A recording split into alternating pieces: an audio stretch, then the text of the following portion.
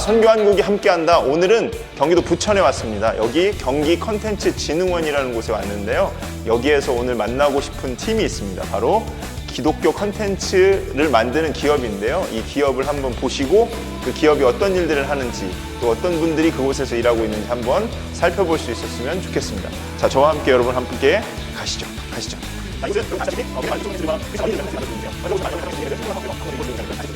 기대해 보시죠. 거의 다 왔습니다. 자, 여러분 여기를 한번 보시죠. 자, 여기입니다. 자, 이 캐릭터 굉장히 익숙하시죠? 다 아시다시피 저희 아이들도 굉장히 좋아하는 캐릭터인데요. 바로 히즈쇼를 만나러 왔습니다. 이 히즈쇼는 기업이지만 이 기업과 함께하는 선교단체를 만들었습니다. 그 이름은 히즈 미션입니다. 히즈쇼와 히즈 미션이 어떻게 사역하고 있고 연합하고 있는지를 보는 장으로서 오늘 여러분과 함께하기를 원합니다. 자, 이 안으로 한번 들어가 보실까요? Let's go! 네, 반갑습니다. 저는 히즈쇼의 백종호 감독입니다. 이야기하자면 긴데요. 그 전에 스토리박스라는 애니메이션을 만들었었고요. 그 회사가 망했습니다. 그리고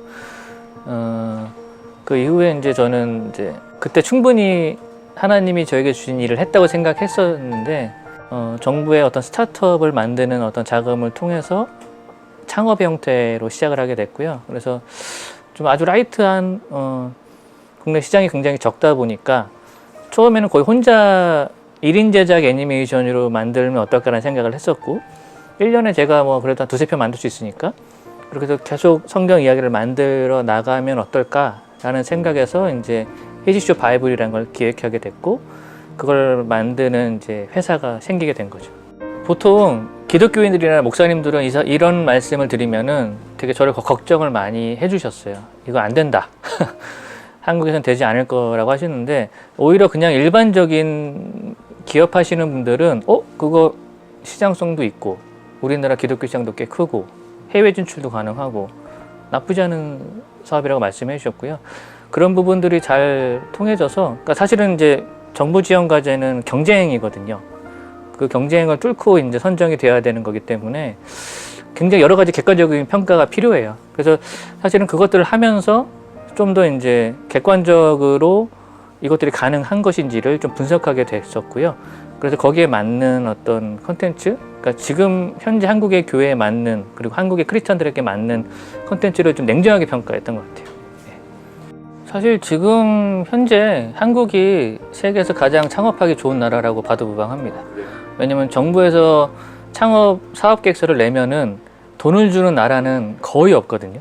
그러니까 미국이 창업이 활발하다고 하더라도 투자라는 거지 돈을 그냥 주는 거는 별로 없어요. 그러니까 우리나라는 거의 뭐 중소기업의 그런 창업에 관련된 걸로 몇 조 단위를 쓰는 나라고요.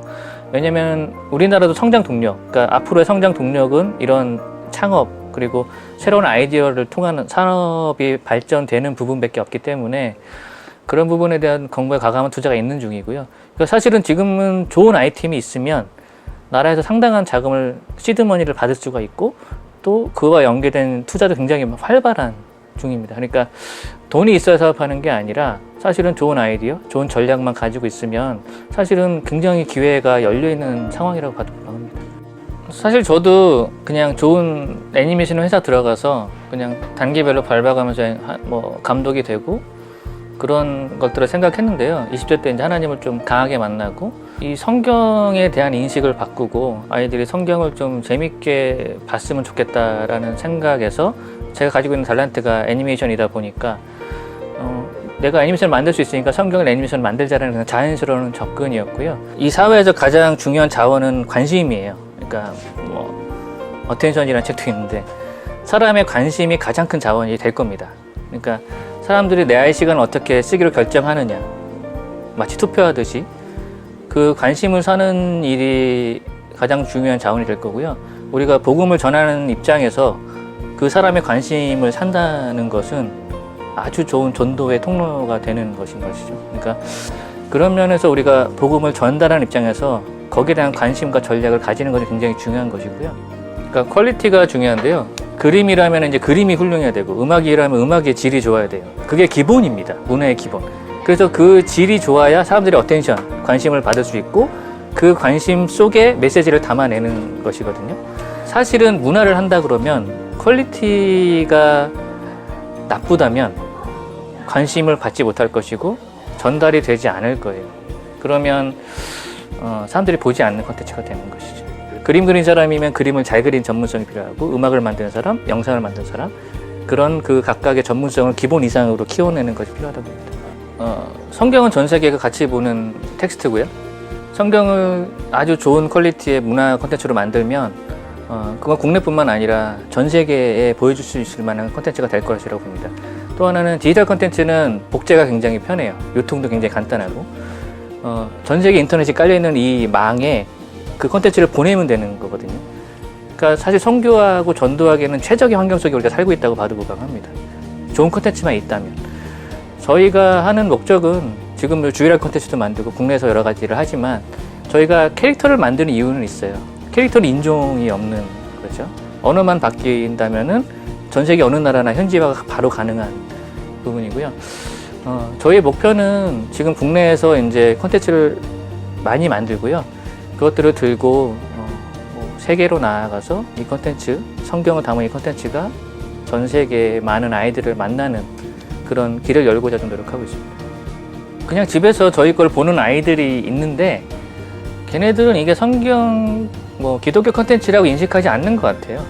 근데 엄마가 이제 뽀로로 대신 이걸 보여주니까, 그냥 그 아이들의 눈높이는 어느 정도 맞는 거죠. 그러니까 그것들을 보는 거예요. 기독교 콘텐츠를 봐야지 하고 보는 건 아니거든요. 그냥 그 퀄리티를 경쟁하는 거예요.